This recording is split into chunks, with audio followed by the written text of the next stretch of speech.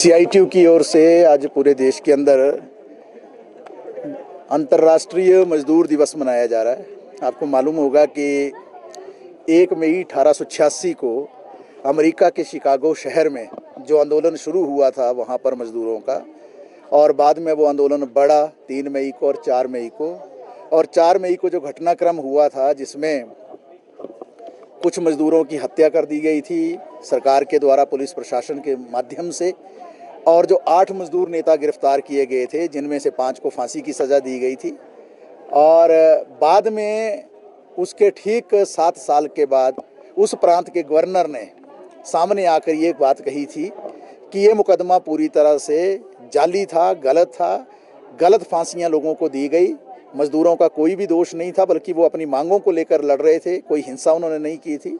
तो ये अपने आप में घटना पूरे दुनिया के अंदर एक सिंबल बन गई थी उसके बाद कि जब जब मजदूर जो अपनी मांगों को उठाते हैं अपनी यूनियन के माध्यम से, उनके आंदोलनों को शासक वर्ग के द्वारा, सरकारों के द्वारा, पूंजीपतियों के द्वारा कुचला जाता है, झूठे मुकदमे भी दर्ज किए जाते हैं। जैसा कि आज आप देख रहे हैं नोएडा का जो घटनाक्रम चल रहा है, जहां पर मजदूरों ने नोएडा में, राजस्थान में, दिल्ली में, हरियाणा के अंदर, उत्तराखंड में, छत्तीसगढ़ में, झारखंड में, दूसरे इलाकों में जो मजदूरों ने न्यूनतम वेतन की मांगें उठाई, और उस पर सरकार ने उसका समाधान करने के बजाय क्या कहा कि ये सारे के सारे देशद्रोही लोग हैं, ये पाकिस्तान से संचालित हो रहे हैं, ये जो है खुरापाती हैं, ये किसान आंदोलन की तरह ही, जैसे किसान आंदोलन के क्रांतिकारियों को खालिस्तानी कहा जाता था, वैसे ही उन मजदूरों को जो है हमारी सरकार ने अनेकों आरोप लगाकर जैसे आज गिरफ्तार किया है।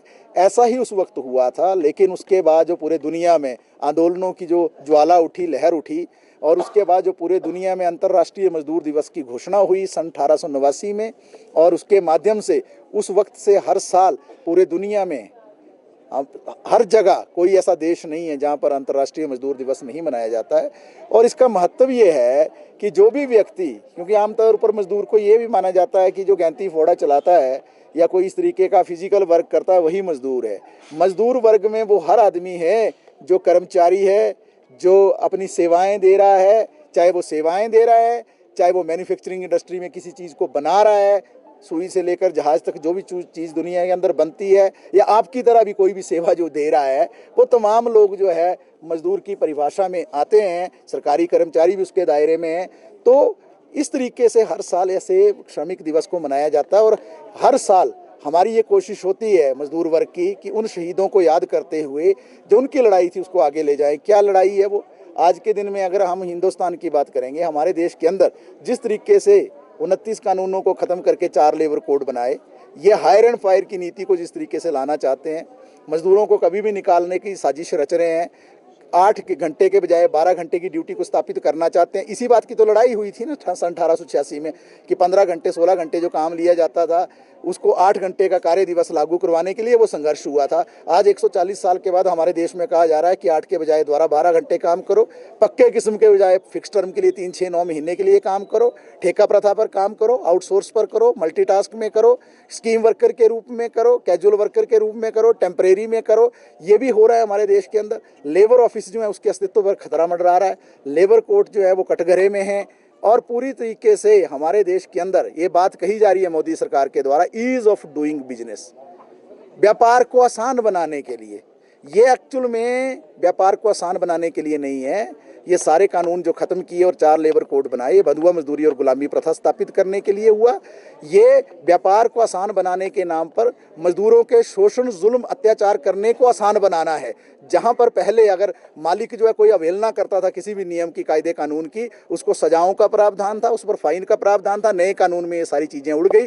अब तो उल्टा जो है मजदूरों के ऊपर जो है मुकदमे दर्ज किए जा रहे हैं। तो हमारे देश में लेबर कोड के नाम पर आज जिस तरीके से आंदोलनों को दबाने की भी कोशिश है, यूनियनों को खत्म करने की साजिश है, तो इस बार के मई दिवस में ये एक चुनौती है जिसको हम पूरे देश के अंदर लड़ रहे हैं। आपको मालूम होगा 12 फरवरी की जो हड़ताल हुई थी, और उसके बाद जो है सरकार ने आनन फानन में जो लेबर कोड को अधिसूचित कर दिया, और उसके बाद जो है 1 अप्रैल को भी हमने प्रदर्शन किए थे, और ये लड़ाई चल रही है।